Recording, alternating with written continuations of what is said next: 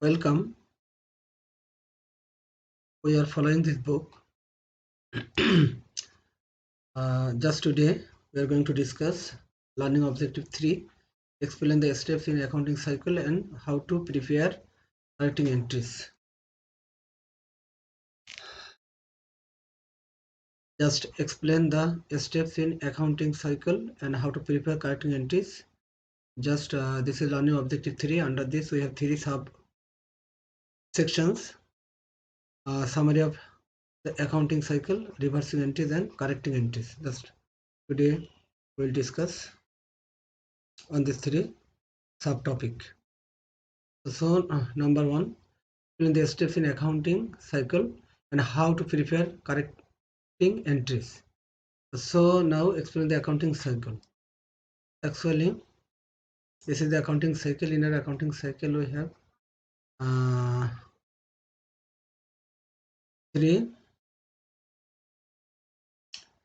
9 points.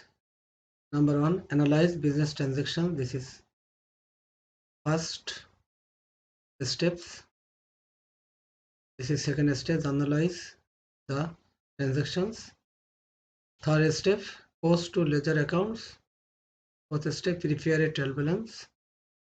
Step number 5, journalize the post, journalize and post adjusting entries. 6, step 6, prepare an adjusted trial balance. 7, step 7, prepare financial statements. 8, journalize and post closing entries. 9, prepare a post closing trial balance. So here this is the explain the steps. We could explain now, analyze business transactions. So every organization, every day worker, a lot of transactions. Just first we need to be identify whether it's a transaction or not. After getting or confirming that it's a transaction, that times we journalize this transaction. Okay, and after journalizing, we will post to the ledger accounts, and then trial balance. Just we check the balance whether the both side is okay or not. Trial balance, this is the debit side or this, and this is the credit side. If both side is okay, that we call this is the balance okay. And then analyze the post and post adjusting entries. Analyze and post adjusting entries. If we have any adjusting entries, that we need to be journalized and post. And then prepare an adjusted trial balance. And this is the step 6, we need to be prepared adjusted trial balance. And prepare financial statements. Actually in our financial statements we have income statements, owners equity statements and balance sheet. The 3 types of statements we will prepare basically in our financial statements. And then journalize and post closing entries. We need to be close some entries. That means we have some temporary accounts, temporary accounts. These temporary accounts, all expenses accounts, all revenues accounts and drawing accounts. Expenses, revenues and drawing we need to be closed. And after closing, we will get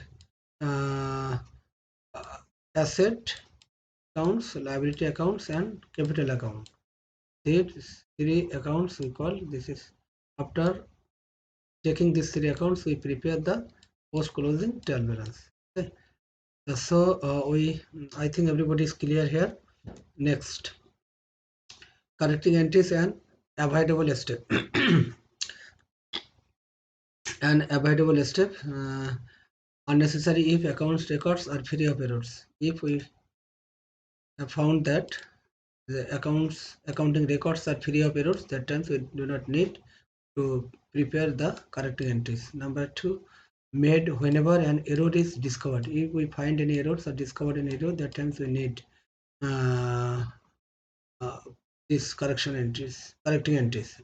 Number 3, must be posted before closing entries. Before closing entries, we need to be posted these types of entry. That means correcting entries. These 3 characteristics. Now instead of preparing correcting entries, it is possible to reverse the correct entry and then prepare the correct entry. Reverse the incorrect entry and then prepare the correct entry. Just we will show this in our next slide. Thus case 1. On May 10, the Mercato company analyzed and posted 50 cash collection on accounts from a customer. That means when a collection cash from a customer, that times the cash will be debit and accounts receivable will be credit. But a debited to cash 50, that means cash 50, this is okay, but a credit to service revenue. Here service revenue credit, but actually credit will be account receivable. The company discovered the error on May 20. The transaction occurred May 10 and this is May 20. We have discovered the error when the customer paid the remaining balance in full. Okay. Now incorrect entry cash debit and service revenue credit. That means this is service revenue credit, incorrect entry. Correct entry will be cash debit and account receivable credit. But correcting entry, but we should write down this one, this one. That means account receivable. This will be account receivable. This will be the correct, not revenue credit. The account receivable will be credit. Okay. So incorrectly we have made service revenue credit. Now the service revenue will be debit and the account receivable, this is the correct, this correct entry will be now credit. So this is service revenue and account receivable. Okay. Next, case 2. In our case 2, just on May 18, Mercato purchased on account equipment costing 450. But the transaction was analyzed and posted as a debit to equipment 45 and credit to accounts payable 45. The accounts head is okay, but money amount, the dollar only 45, but it will be 450. So we have made less amount 405. Okay. So correct entry will be equipment debit, accounts payable credit, and correcting entry equipment and accounts payable. That means 405. 405. Okay.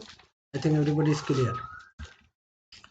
Now the question is, Sanjay's company discovered the following errors made in January 2017.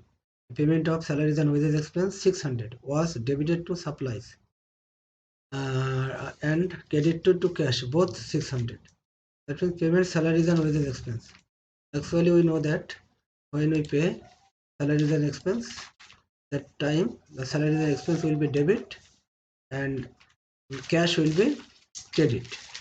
Credit will be cash, but debited to supplies accidentally. So here the journal will be salaries expense debit and supplies credit. Correcting the errors with reversing the incorrect entry. Okay. So here salaries and wages expense debit and supplies credit. Cash okay. But we can show here just like this. Salaries and expense debit 600 and cash credited to cash 600. This will be the main journal, the correct journal, but wrongly we have posted salaries and wages expense debit and was debited supplies debit. So supplies debit, but cash okay, cash credit okay, cash credit 600 okay. So now supplies debit wrongly we have made Now the supplies will be credit, and omitted salaries and wages debit. Now we should write down salaries and wages expense debit. Okay, so I think everybody is clear.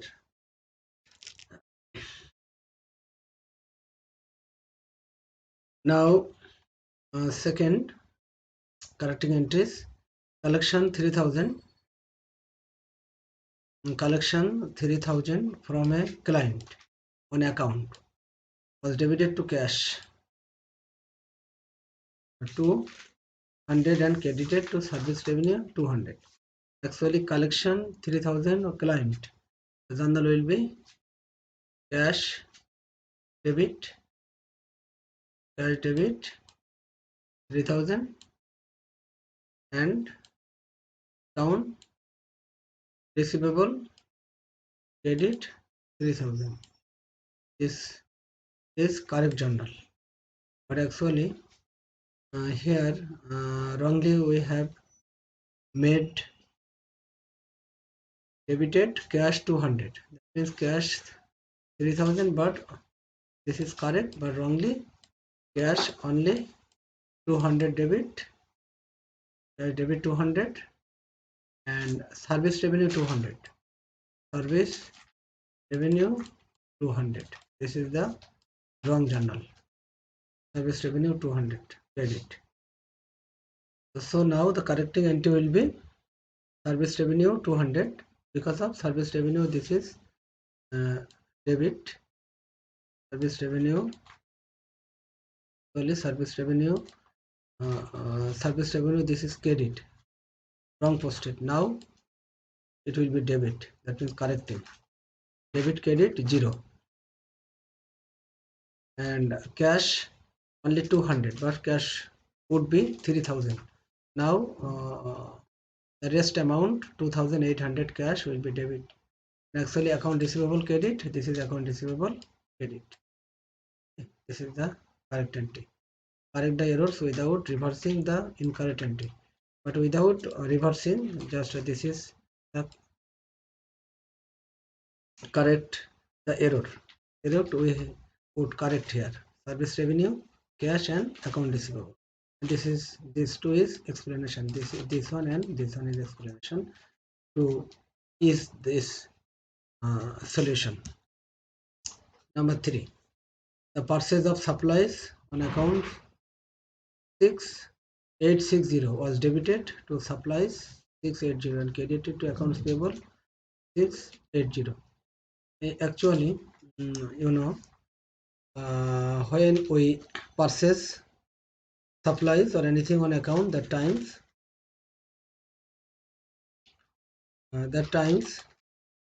the account supplies is current asset, one type of current asset supplies. So supplies debit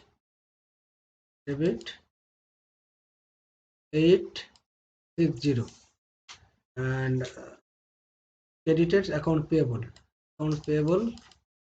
credited